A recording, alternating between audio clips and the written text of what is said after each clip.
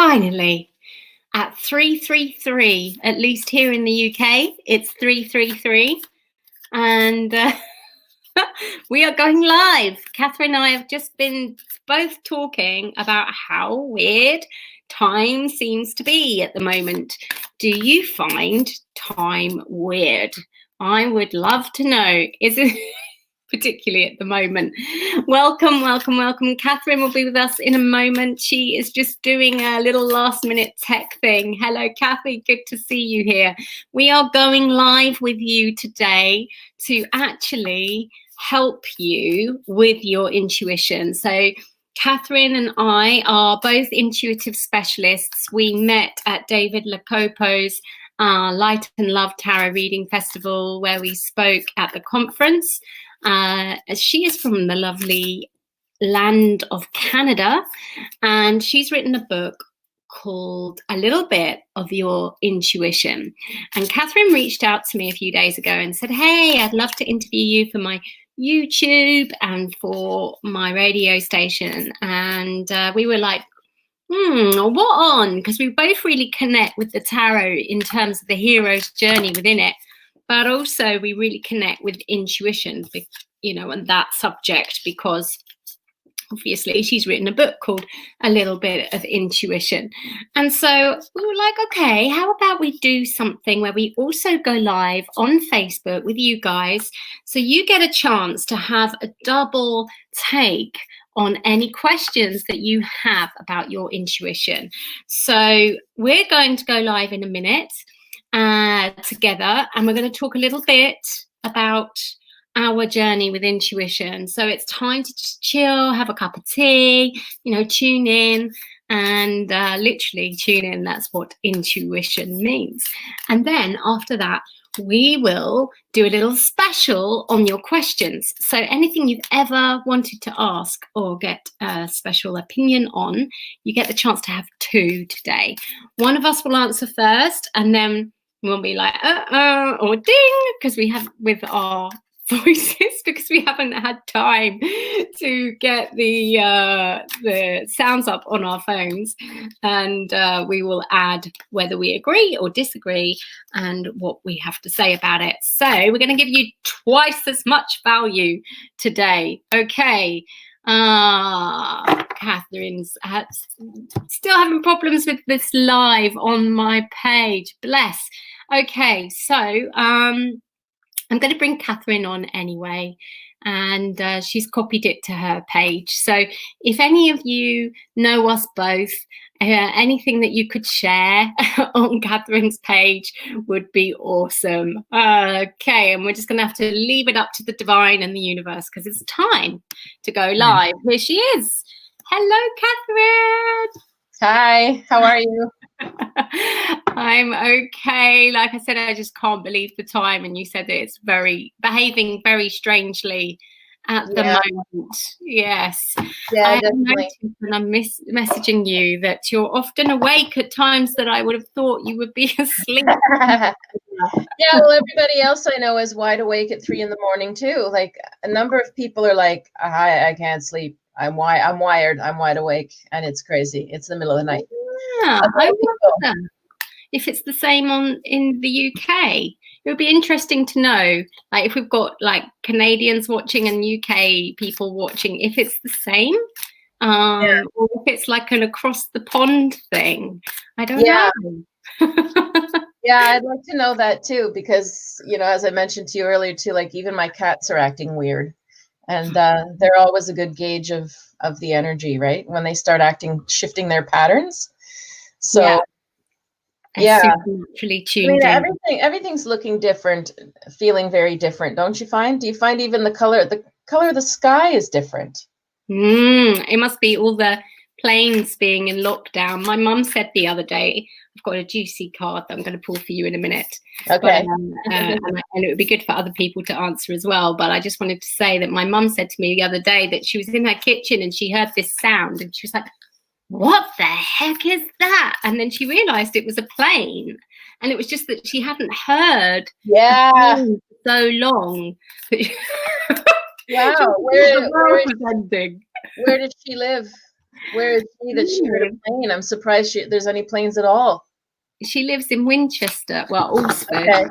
Okay. You know parts of this land. I know you've travelled. Parts, yeah.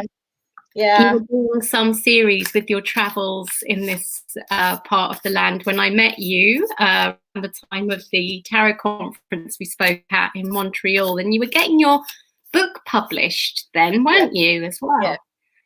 Yeah, everybody told me to go see where you live, actually. It was the one place that I could have stayed. Everybody said, you have to see Bath, you have to see Bath. Like, oh, man.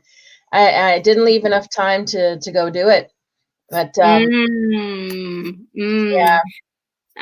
Well, there's people watching now that I know actually want to live in Bath as well. And it's ruled by Sulis Minerva, which is Sulis is the Celtic goddess of wisdom. And when the Romans landed to build the baths from the hot springs, they really wanted to tap in but honor Sulis. So they were very respectful, and they made Sulis Minerva. Minerva is the Roman equivalent, which is justice in the tarot, basically. So it's a very interesting energy. Well, when I was on my way, I was taking the trains and buses. I was in Weymouth at the time, and I was making my way up to Glastonbury. Okay. And this elderly lady was in the bus stop chatting with me, and halfway through the bus ride, she taps me on the shoulder and she says, "This is the road the Romans conquered Bath on." I was like, it gave me shivers, like to be part of, just connected to all this history, because in North America, you just sort of like, you read about it, or it's in our literature, because we read English literature. It's in our mythology, our movies.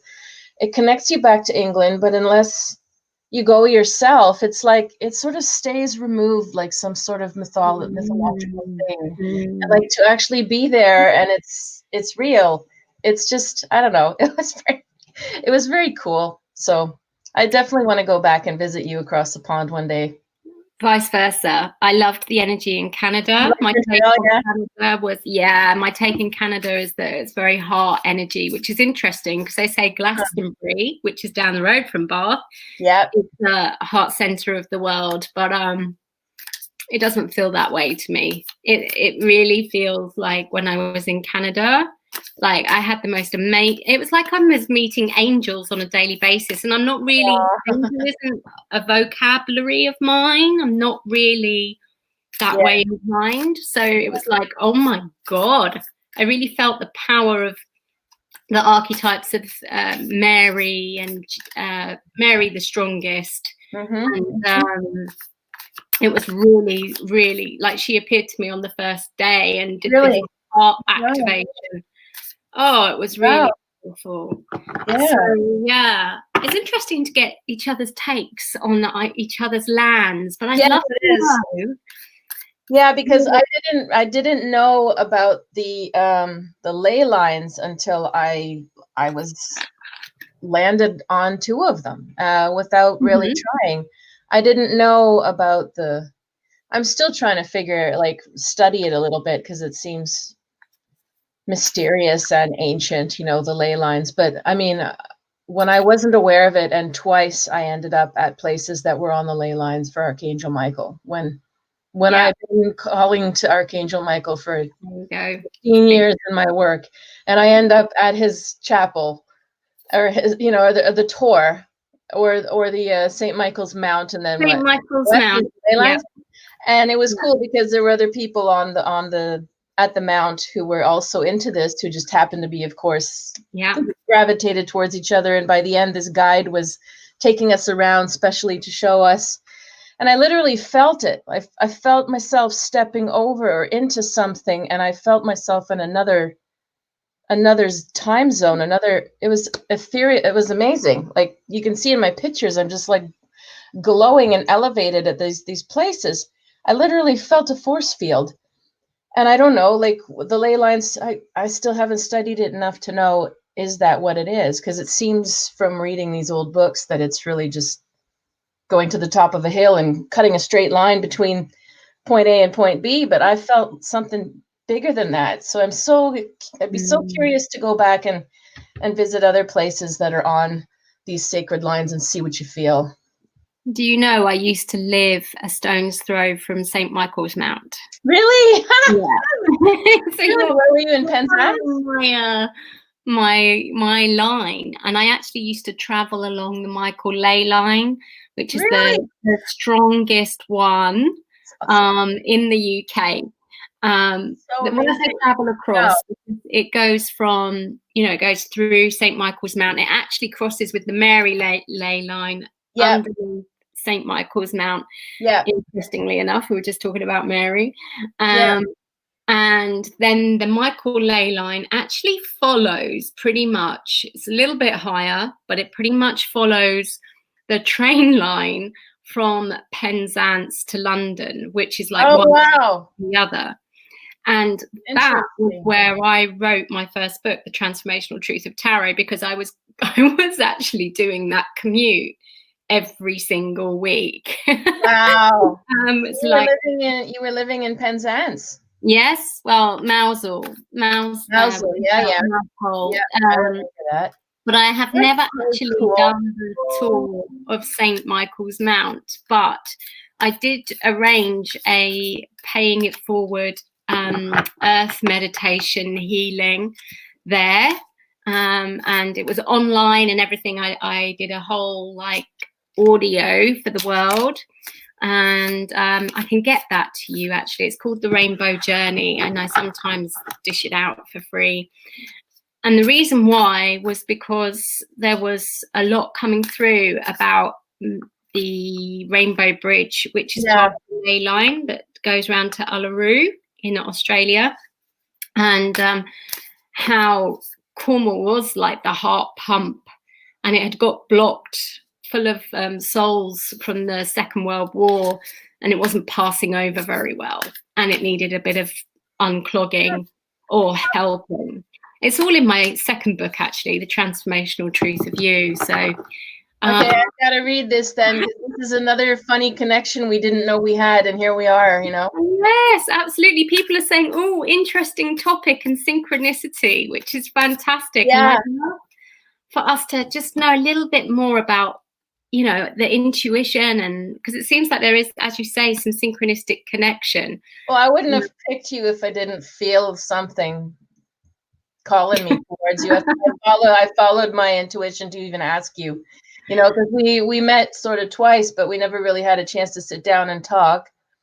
And I just always felt compelled to reach out to you. So well, I've my retreat in Cornwall that I do has the Michael ley line underneath it, and people that go there, they feel it. The supernatural energy is strong. I've lived in a lot of places around the south of England, and I would say that Cornwall is definitely one of the most, if not the most, powerful places I've lived in terms of supernatural energy. It could be quite funky at times, so I'm not surprised we had such a strong connection there. I'm looking through these cards, and they're just not gelling with the questions. It's like things like, would you rather have bad breath or gas? I don't want to ask you that. I want to ask.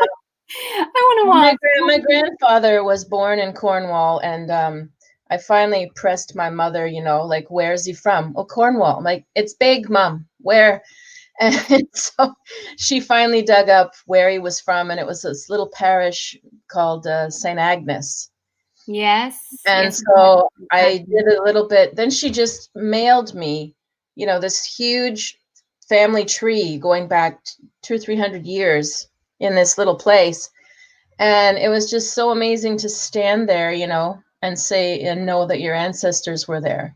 And just all of the memories that we carry, our cellular memory, even if something didn't happen to us, but like the coast and the landscape, it's like I feel like I was imprinted with it, even though it was my first time going. Like it was almost exactly what I'd paint as my ideal little place to live. This coastal, hilly kind of villagey place, and even just stuff about, you know, the mining, because there was a lot of tin mine, obviously, and you know, just like claustrophobia that runs through this grandfather and that family. Wow.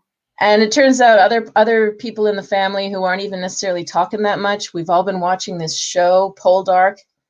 Yeah, Poldark, yeah. You know, but I found out that it was partly shot in this little place where we're all from, and I'm like, oh my God, I'm getting shivers. All of us are watching this, and we didn't know this. I am now, as you're saying it. And so it was super powerful to go to Cornwall because, you know, the ancestry, but yeah, the energy for sure. Like, I mean, London's beautiful, don't get me wrong, but I knew like I wanted to just bounce through London, and I wanted to get out into the, I saw the Jurassic Coast and then Cornwall and Glastonbury, and I was so happy I did. It sounds like there's a sense of homecoming, that your roots and everything is actually Celtic. They are actually from that land. So that makes a lot of sense in terms of the connections as well. So it sounds like, has it been in your family, intuition, would you say? Are you one of many? Well, nobody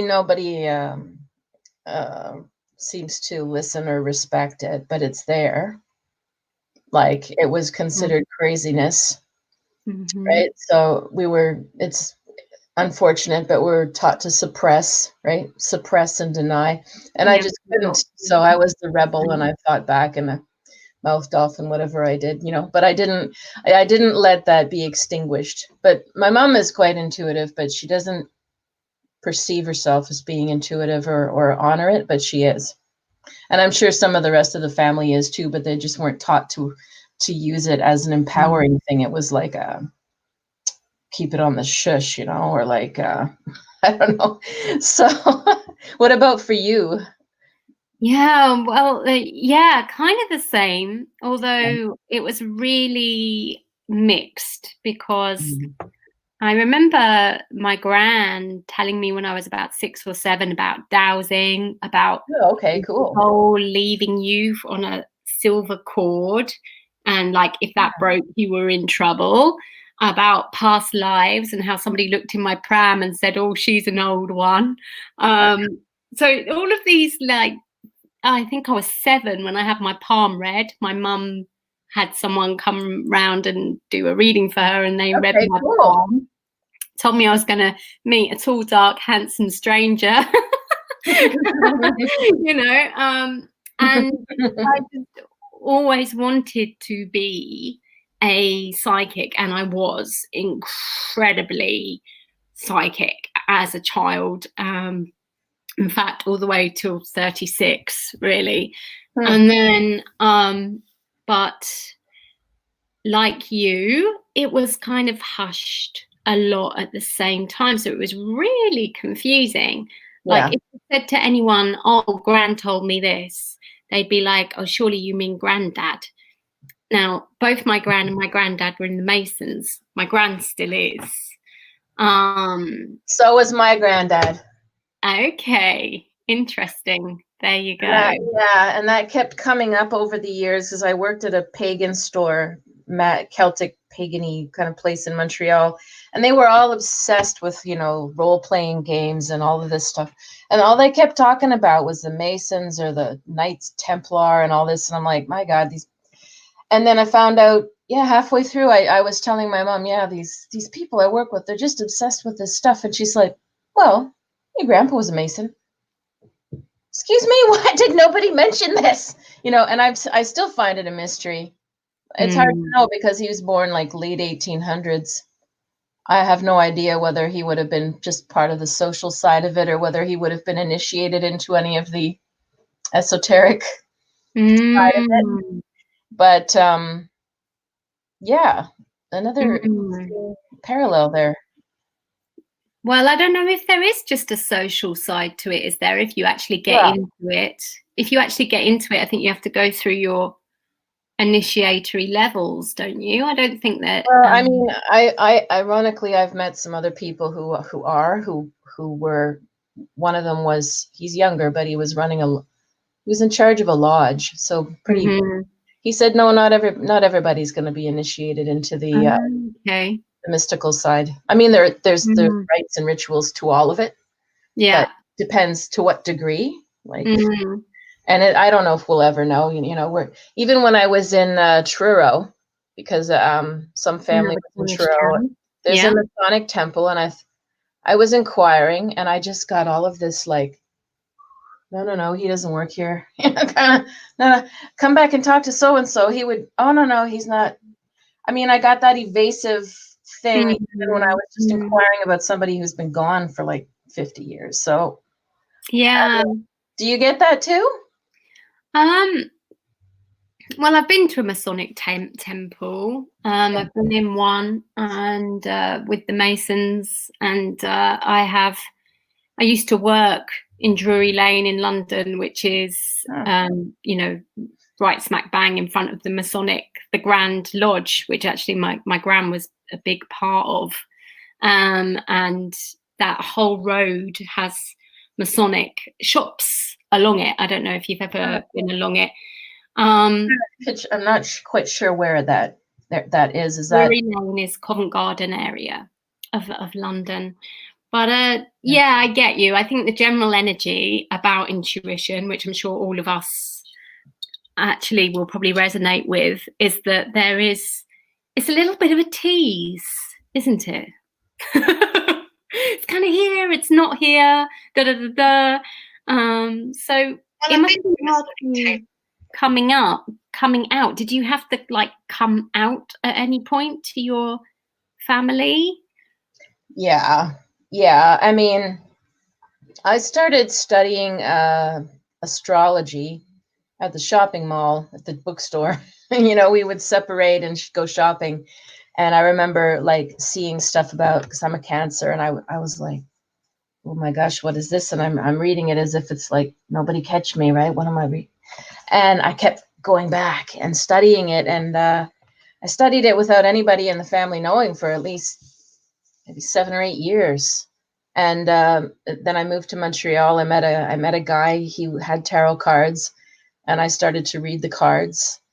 And I don't think I really came out till maybe around 24 years old. So I had already been doing it almost 10 years. Wow.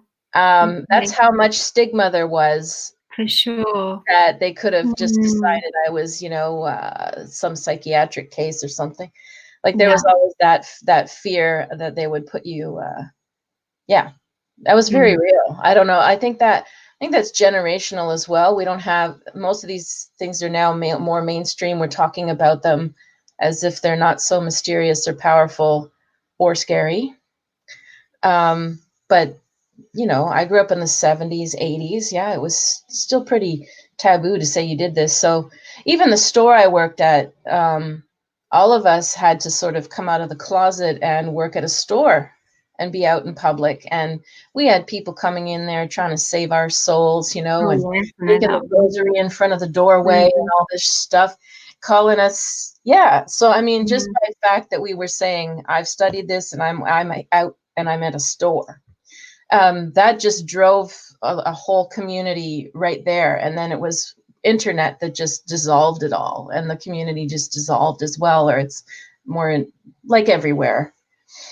Mm-hmm. So, yeah. But it was still scary coming out and saying, yeah. Yeah, I'm sure a lot of people here have had that.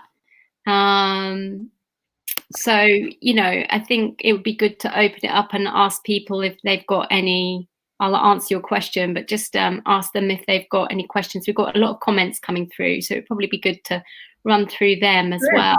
Yeah. I can't see them, by the way, because if I go to the live, then we're going to get a double sound.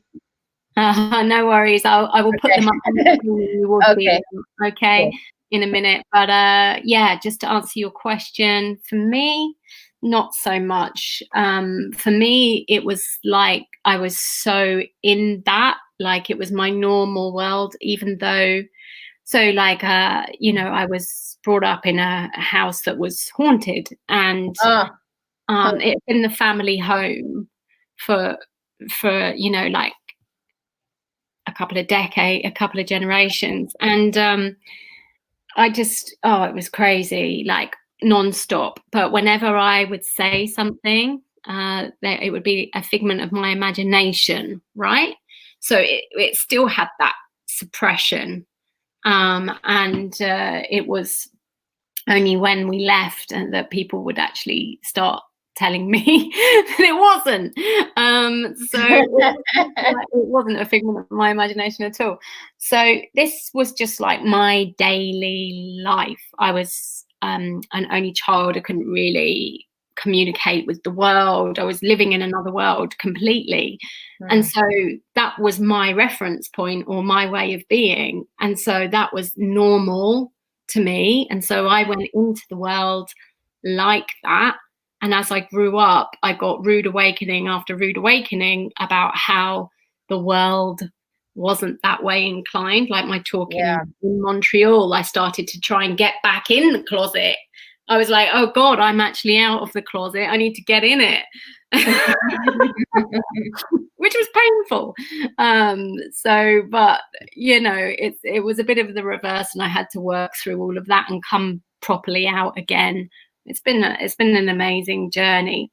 But I just want to bring some of our lovely live viewers in, especially if they've got questions. If you've got questions about your intuition, peeps, now's the time to like put them to us, because you know you've got Catharine here who's been professional for how long now? Because you said 25 years or more. Yeah, around that. Okay. And you've been doing it for 10 years on top of that, because you just said it took you 10 years to... Oh no, the 10 years was from 15 years old to like 25, and then 25 I sort of came out of the closet, started working. Yeah. I'm 50 now, so yeah. So yeah, that's 35 years of experience in something like that. Yeah. And you've got your book as well, and your radio station. What's your radio station called? Hey, look at that. Isn't it gorgeous? A little bit of intuition. I love it. It looks so beautiful. I love the silver. Yeah, I know. I love the colors. They did such a cute job, and it's just such a cute little book. And the radio show is called The River Rain Show, and it's 8 p.m. Eastern time on Mondays for a couple hours. I mix interviews and themes, and I mix music too. So it's like you chill, and I give you things to think about, and then I play some music. You know, sounds perfect. And then I play some more music. Which it would be, wouldn't it? Well, 1 a.m. in the morning, you know. Yeah, you guys it's late, I know. Yeah. Yeah, but if it's about chilling, it's kind of a good time for us here in the UK. So they can find details out of all of this on... Where's the best place to find details out about you, Catharine? Yeah, my website is river-rain.com. That's the best place. Or on Facebook. On Facebook, you are... Clairvoyant Medium, Catharine Allan. Fantastic. And I've also put links in the post to your book. Okay. And a 10-day course that I'm starting on Monday. It's about doing your, learning about your intuition, because it's not always the way that you think it is. Exactly. Exactly. That's the biggest piece that's hard to teach. Indeed. Because people have to experience it, and it always feels weird or awkward at first, or it's counter to logic, and then people get all messed up, Yeah.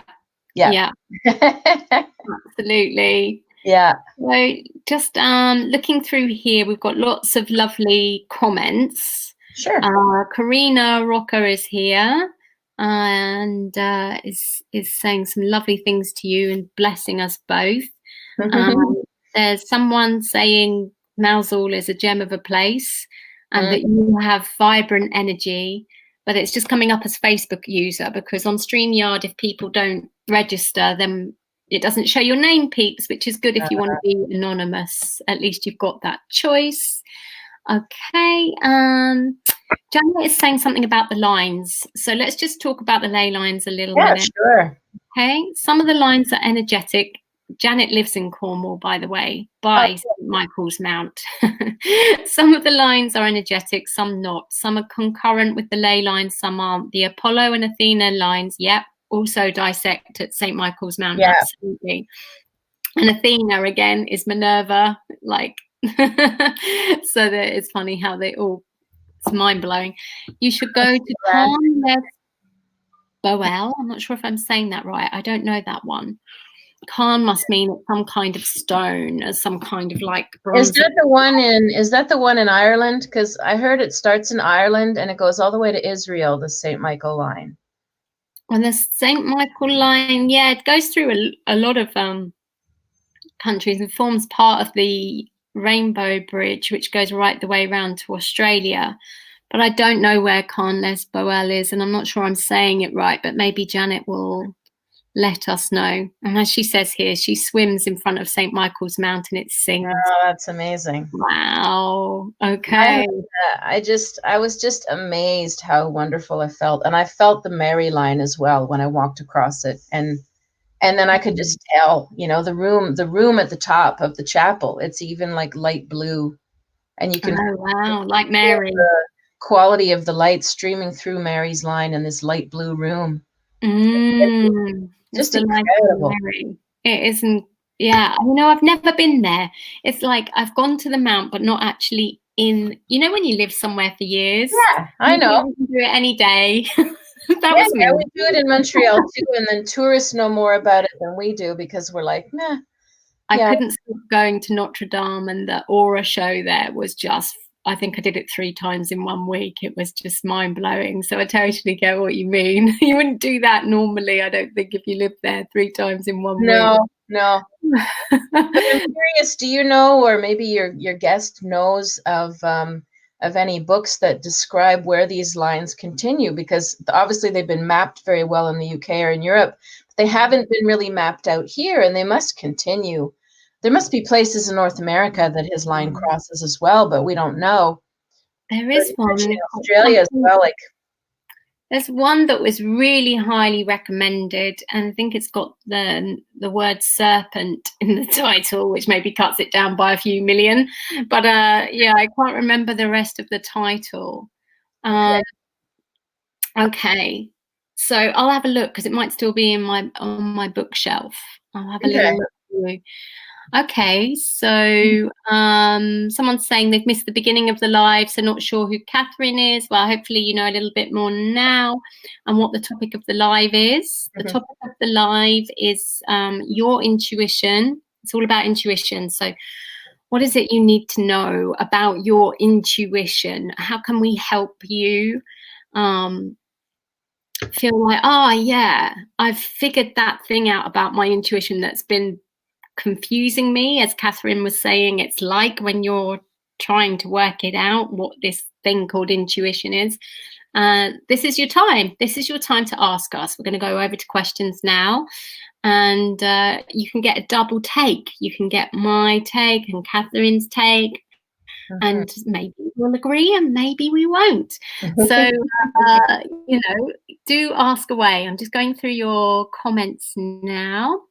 So Karina says, same as me, Tiffany. I was 5 years old. Yeah, such a potent time. Do you find that? Like, it was 4 or 5 for me when I first really got smacked with how strong the psychic energies were for me. Really weird things happen, like you were just saying about genealogy, actually, Catharine. Yeah. And how, you know, inherited memory. I actually painted a picture when I was 5 that won an art competition. Not my art competition, it was my mum's. When she was the same age, she painted the same picture, and it won an art competition. You were channeling her picture. Yeah. Yeah. See, I don't ever remember a time that I didn't see through people. I don't remember like going through an awakening like, oh, I suddenly see, and everyone's different. I just sort of feel like I arrived here and I saw things or saw through people. And my experience was, and I know a lot of people, you feel actually very lonely with it because people don't validate it. You know, if you go up and they want to deny, no, I'm fine, I'm not sad. Well, yes, you are. Well, they're not going to go, yeah, you're right, I'm really sad, I should have said so. Like, there's not that. So you just feel like, why am I always seeing things that I know are true and nobody wants to say are true? And so, you sort of split, like I think some people that split becomes like a mental health problem, and other people can handle it. This duality of like, there's what people say and then there's what I know is true. And how do I walk through the world with that? I think we have to do that all our lives in some way. And negotiating this duality, it's really like the stressful side of things with negotiating relationships or intimacy sometimes, right? Totally. There's so many points you've touched on there. So the first thing, like I'm always saying to my students in the Transformational Truth of Tarot, is don't be attached to feedback from, don't, the minute you start reading from the reference point of the person in front of you rather than the universe up here, then you're no longer helping that person expand to a whole new perspective, or the universal perspective. Your ego's got in the way because it's hooked to people pleasing. And so you've touched on that level there.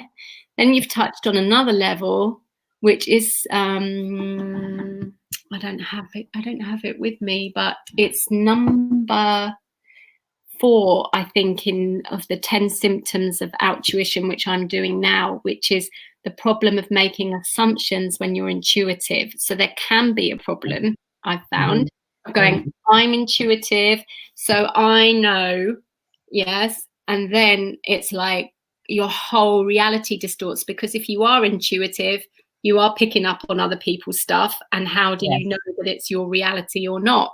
Yes. Woof. So that's another whole journey to kind of walk through and navigate. I have a couple of chapters in my book about that. How do you know the difference between intuition and fear, intuition and fantasy, and intuition and projection? Great. Those are very key questions. Yeah. Well, it's the hardest part, because to separate yourself from your own desire or fear and know that what you're picking up is actually purely being picked up intuitively and not colored by you takes an enormous amount of mindfulness, so that's why I sort of love developing intuition leads you to being more mindful or healing yourself. Oh, for sure. You can't trust yourself, your inner, that voice, until you know that you're centered. And so there's a lot in the way. Even if we are intuitive, we're still constantly asked to keep healing ourselves to stay clear as well, right? Yeah, absolutely. And I think that's the challenging thing, because to be honest, in my journey of intuition, as intuitives, we transgress boundaries. It's the nature, in a way we have problems with boundaries because we just, we're picking up stuff all the time. If we had boundaries, we wouldn't be doing that. And so actually, for me, I was maybe abused by the fact that I had no boundaries, and that's why I was picking up on so much all the time. And that's why I say I was really psychic. I do this because I'm not too in tune with the word psychic, but I was picking up on lots of different things that were causing havoc in my life until I was 36. What happened when I was 36 was I started on the self-love path, and all of the chaos and all of the drama, well, it kind of came to a head and then stopped. And so what you're saying about the healing in terms of like the intuition, how do you know when it's a fear or not a fear? I actually just wrote something on my Facebook page today saying that, for instance, once upon a time, I had an intuition that someone was going to stamp on my foot. And instead of moving out the way, I dithered. I was like, is this intuition or fear? Whack, they were on my foot. Another time, Another time, I actually did slow down to get the message. So of something, and I actually rushed. It was like, I don't have time. I'm not listening. Da da da da. So on some occasions, we need to speed up to get the intuition, and on some occasions, it seems like we need to slow down to get the intuition. But actually, no. That the bottom line is, if I was coming from a place of self-worth and not concerned about whether it was intuition or fear, but just with the question of what would self-worth do, I would have moved out the way. Or on the other one where I needed to slow down, I'd be like 4.5 million pounds better off than I am now. So, you know, it's like the two, I think, are so entwined, and I don't think it matters how intuitive you are. If you don't have your self-esteem, you won't make the right decision. No, no, it's true. Yeah. Yeah, because I find like you said, the more you get good at it, you can sort of be living outside yourself, always, tapped into everyone else and forgetting you. Sure. And then life will always come around, like you said, someone will step on your foot, or something will happen to wake you up that you are a person, a sovereign person with a body and you've got to take care of yourself, And a lot of people, the more you tap into, whether it's intuition or you're tapping into other people's pain all the time, you can get lost in this trap of helping people. Absolutely. And you think that you're nobly helping everyone, but I've had to learn an awful lot of lessons about helping, what that really is and isn't, and they were not easy lessons. And I think a lot of empathic people have similar lessons, because we end up with, toxic people, addiction, narcissists. And it's like, well, it's they're at an extreme, and so are we in some way. And a lot of healing to come back to the self-love, self-worth. Yeah. So it's a huge topic, isn't it? It's not even just intuition. It's as you say, it's about, the self-healing and getting to know thyself, which is where, the tarot passion, I know that you see it in the same way as I do on the hero's journey, and how it's a mirror to actually get to know your soul evolution and purpose and yourself, which ties in really well with this lovely person, I don't know your name, it's come up as Facebook user, who says, would love to know if there's anything else I can do to assist me on my life path and purpose and mission. So is there anything that it's hard for us to know what anything else means, I think, because we don't know what this person's done. What comes to mind? Yeah. Is there anything that you would suggest that would help this person to get to know themselves, or what their purpose and mission is? Yeah. Well, I would say often the thing that that is your purpose or mission is a pattern that keeps coming up, something you keep being called to do, and you might keep running from it too. Like sometimes we think that if we find our mission, we're just going to be 100% gung-ho and have energy every day. But a lot of people, when they tap into their mission, they're actually like, oh God, and they sort of run, or they're afraid of it, or they sabotage it. Mm-hmm. So you have to look at what theme keeps coming up, where does life keep asking me to step up? Or what topics, what themes, what interests, what things get you mad? What things do you think need to change? And a lot of the time you can be trying so hard and putting out 15 different threads and desperately trying to find one, and life will come along and pick you and say, we want you to do this, so it's a complex question, because it's not like you're just going to wake up one day and go, by the way, your life purpose is, and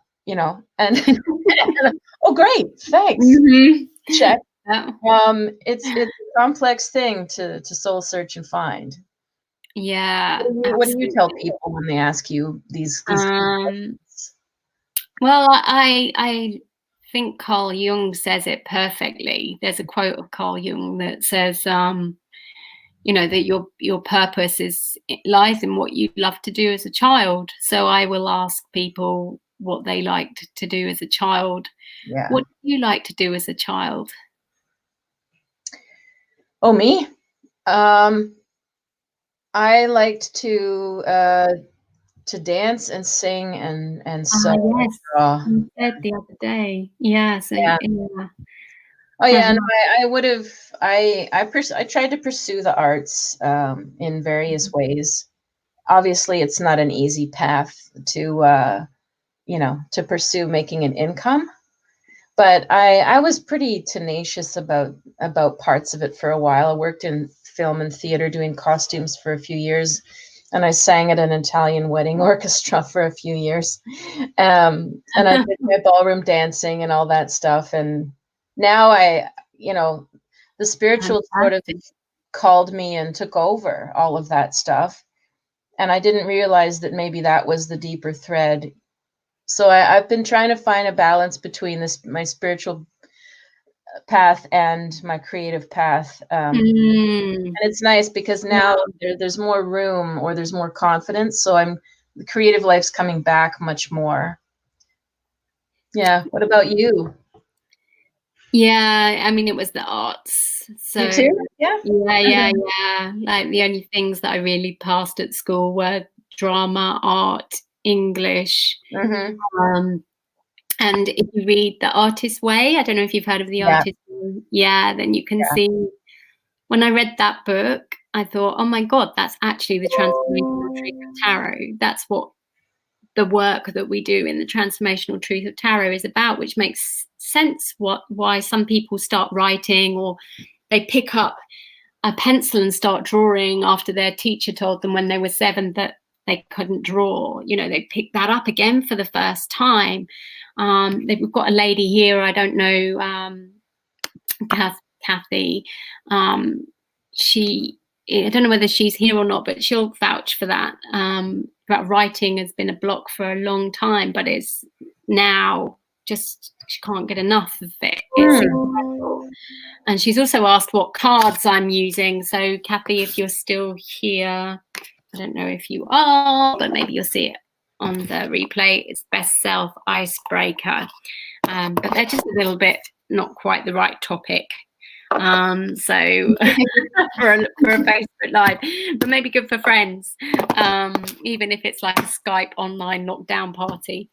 And Catharine was saying, how do you know intuition, or if it's just the voice in your head? But I think we've kind of gone through that question already, and you were saying you've got some chapters on that in your book as well, which is fantastic. But yes, I would say really the question should be, what would self-worth do, rather than, is this in my head, or is it my intuition just like cut through that completely and just be like, what would self-worth do?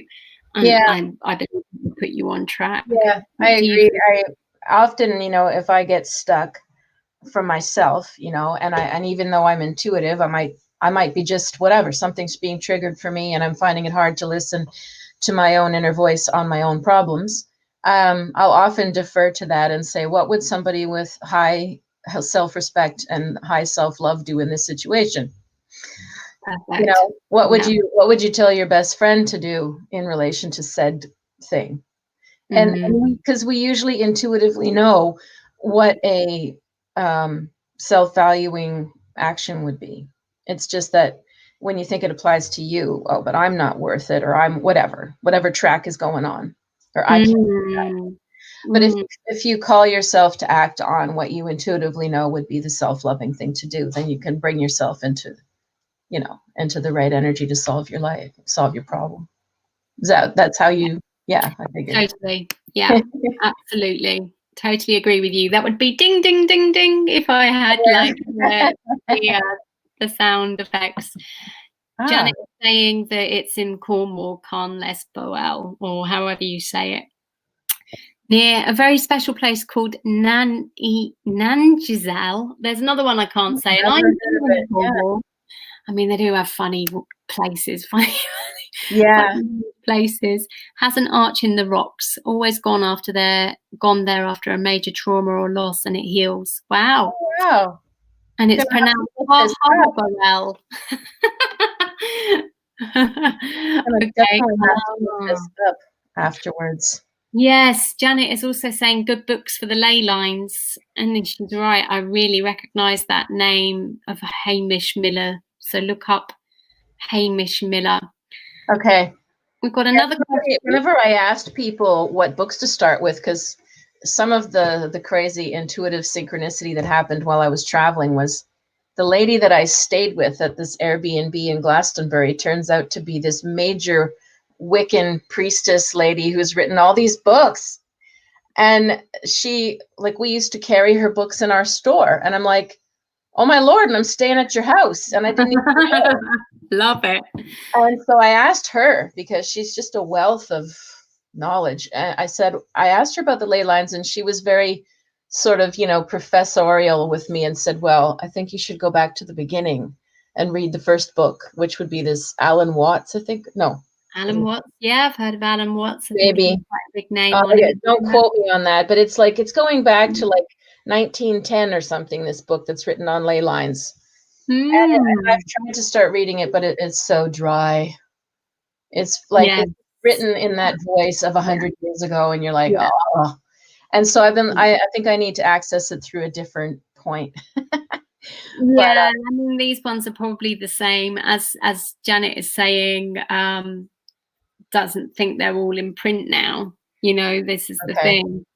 Because it is old possible too. We have another question here. Again, discerning the difference between intuition, higher self, soul, and spirit. What would you say on that front? Okay. That's a complex question too.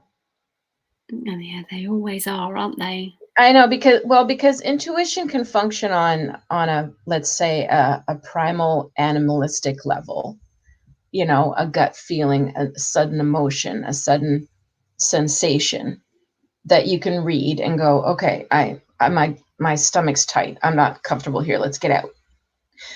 Does that extend to a spirit is telling me you should get out of this place, like clairaudience, or the presentation of a spirit where you feel like, no, I saw an apparition of my grandma and she said, get the hell out of here. It's different. Like, so it's in layers of experience to know. It starts with being in tune with yourself and listening to those visceral sensations, but then it can extend all the way to, mediumship and guides around you. Your higher self is a hard concept to say too, because is that voice that you're hearing of self-love your higher self, or is it, if you really tuned into it, is this a spirit, an angel, an ancestor, something from another dimension telling you this? Or is it actually your higher self? We don't quite know, do we? Right? Like, even me, I mean, sometimes I know that it's external, something, whatever I'm tapping into, it's speaking to or through.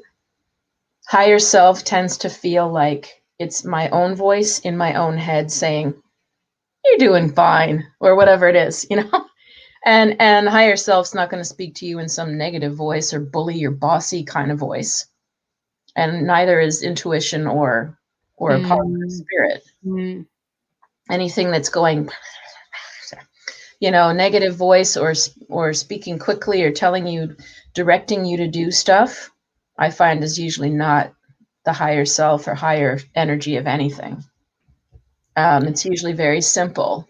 My own spirit guide will just sit there and go, or it will be like, or like next, like it doesn't go, you know what, next time on Tuesday at 3, you should really, no, it doesn't do that. When it's your inner guidance, it doesn't do that minutia. I find that's a pattern I've noticed over time between people who are struggling with hearing voices, or, they might be channeling something, but it disturbs their inner peace, or it doesn't help their life. That tends to be what's going on. And the people I've met who channel where it does enhance or guide or soothe or calm you, it's always something simple and positive. I don't know if that answers the question. It feels like a very good way of putting it. Yeah, totally. And again, I think it comes down to that bottom line again about where is your vibration at? Are you coming from that place of self-love and self-esteem? Because as you say, when you are, you're going to be naturally in contact with your higher self. And it's when things are negative or telling you what to do or things like that, that you may be in contact with the lower kind of vibration in the universe. Exactly. So that's the only thing to really be concerned about, I think, in terms of like whether it's from your intuition, higher self, soul, or spirit. Any of those, if they're on the higher vibration, which they will be, if we're talking like higher self, for instance, then that is very much, I've forgotten what I was saying, but I think basically you get it. It's very much about to do with your vibration again, really, isn't it? And what you're vibrating. And if you're listening to the negative things, and that doesn't mean like let's sugarcoat and live in the land of la la bubble. Yeah. It means let's look after ourselves. And part of that is knowing our reality and keeping our feet flat on the floor. And that's quite a lot of the work I'm going to be doing with the group from Monday for 10 days. Yeah. So the link is in there if anybody is interested in that. I think somebody's read your book here because they're saying great chapter. So I think they're again, Facebook user, so I don't know who it is. Facebook users are coming from my page because they're not registered. No worries. They can always put their name if they want to, or they can be anonymous if they want that as well. Yeah. So yeah, Janet's saying that she feels quite strong with her intuition. I think Catharine's done a very vulnerable share here, where she says that she was sent away at 13 to live with her aunt in Ireland. Oh wow! Because she was psychic and she was put on Valium, and she got oversensitive, and no one got her. Yeah, and she felt very judged by this. And that's exactly why people will suppress it, isn't it? Because of that very thing happening. Yeah. I was very lucky in that I was kind of like, I think I got close to being put in a mental hospital when I was 16, but my mum managed to keep me out of it. And I feel now looking back that would have taken me down a very difficult path.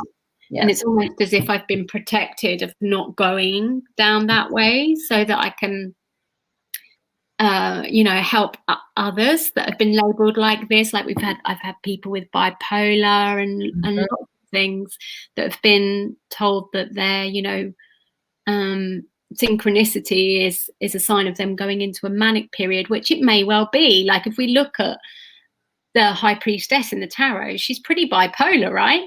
In that sense, but it's another label, isn't it? And it's like, actually, if we just turn our attention to being self-love, that can heal all of this stuff, because all of that stuff is from fear, isn't it? People fearing that, bless Kathleen, that she was crazy. Yeah. I had one guy come to me years ago. I was teaching intuition, psychic development, and he was the brother of one of our staff at this pagan store, and he was paranoid schizophrenic.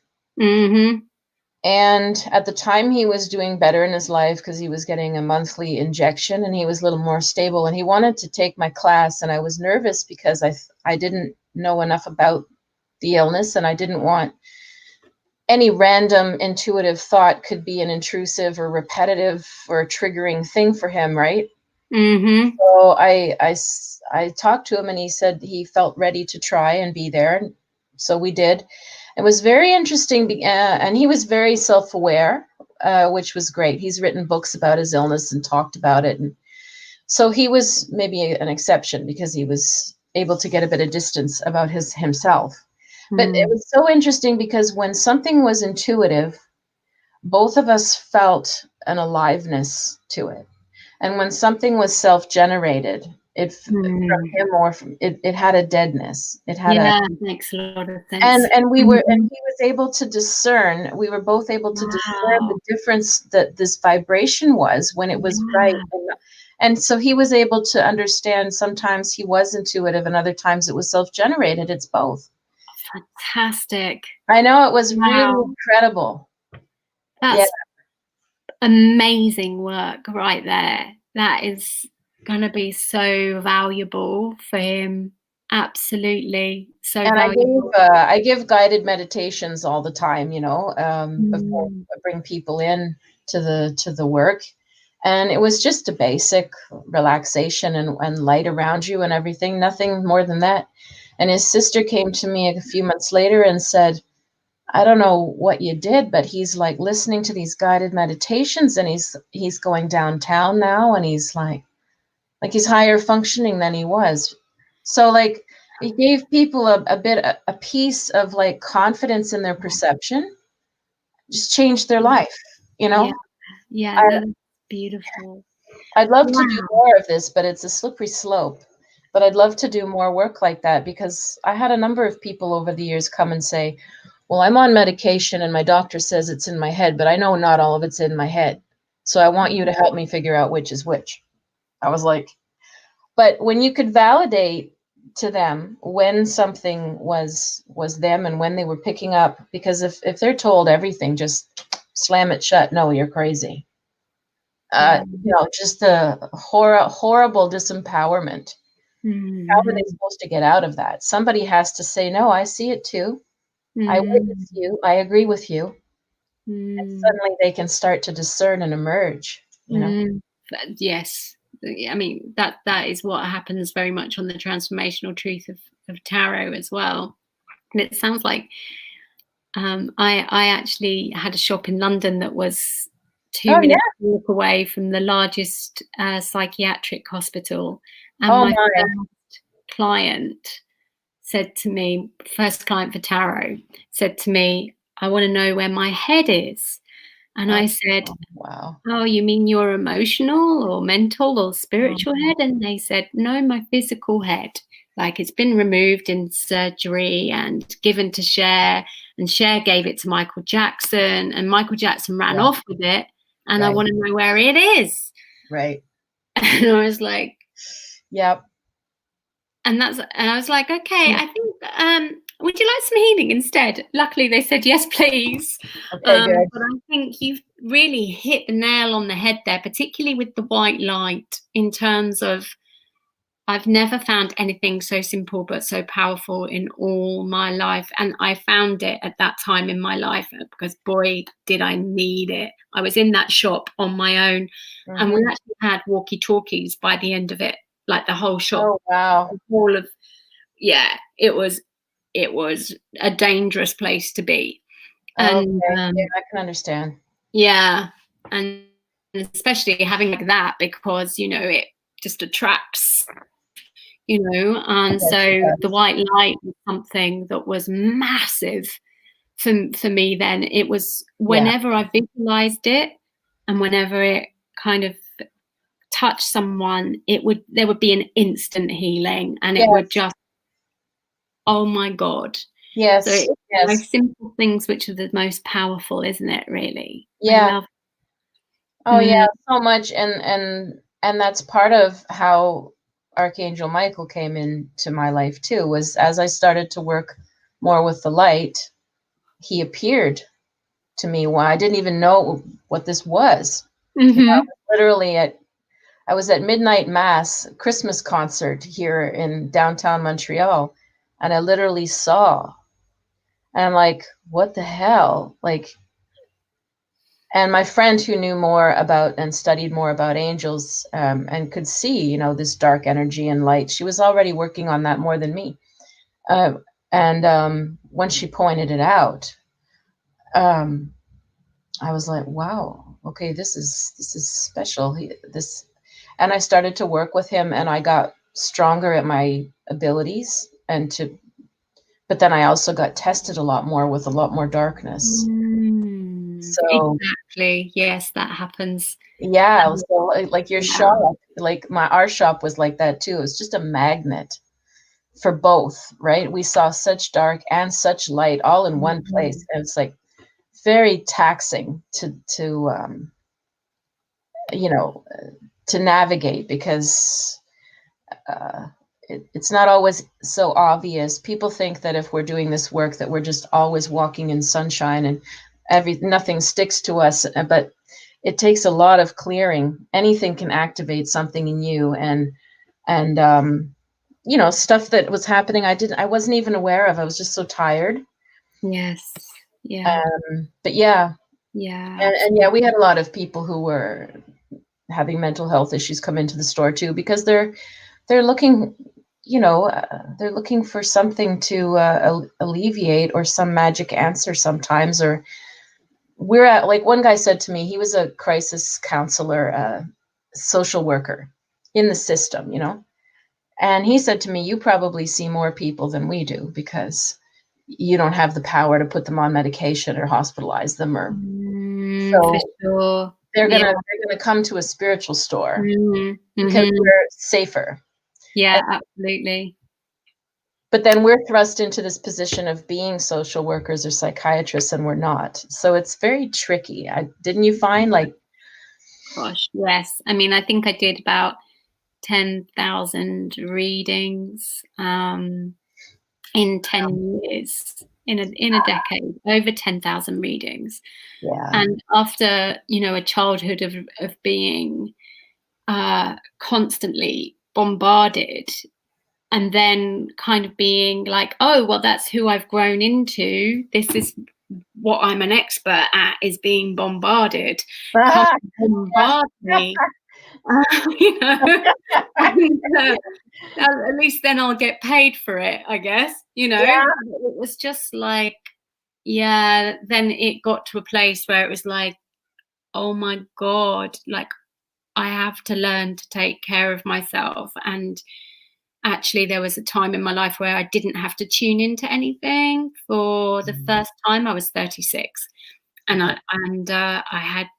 didn't need to be there for anyone or tune into anything for the first time in my life. And it was such a shock.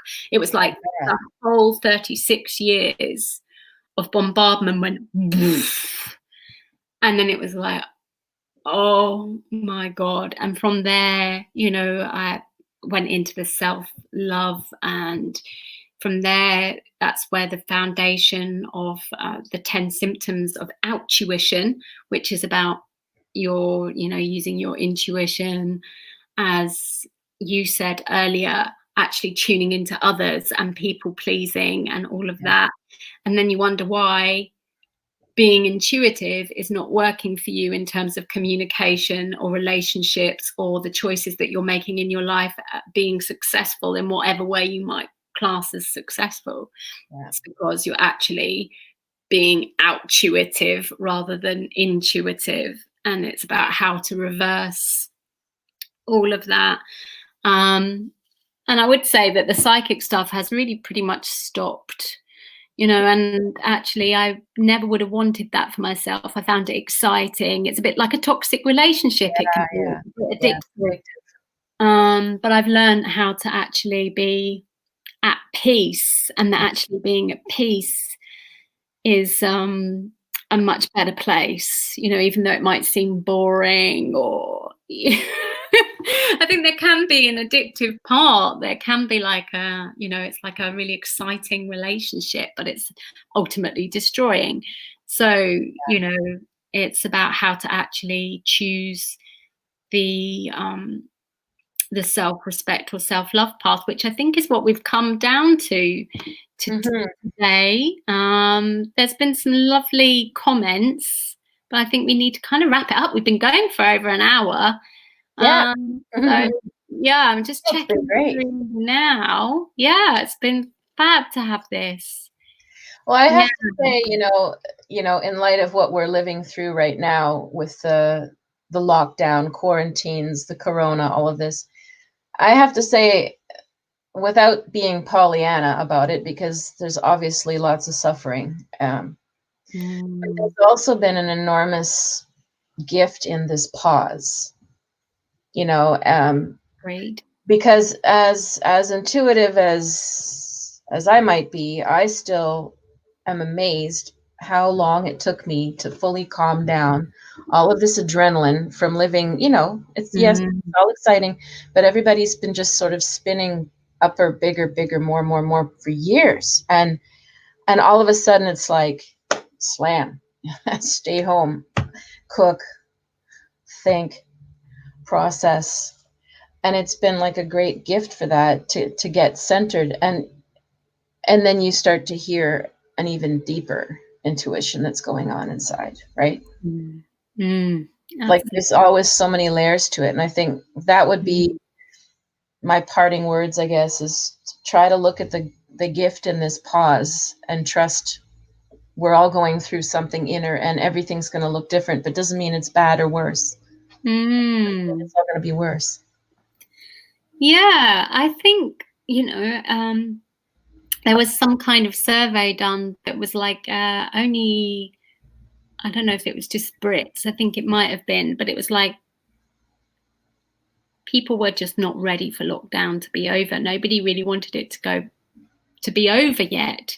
Hmm. So to be honest, I think we're all feeling this as, I mean, actually it's getting a bit same and a bit kind of like variety is the spice of life, and we miss our friends and we miss our Yeah. family. But at the same time, it's like it's reminding us how important it is for us to make time for those that we love and to make time for ourselves, Yeah. which I think is just profound.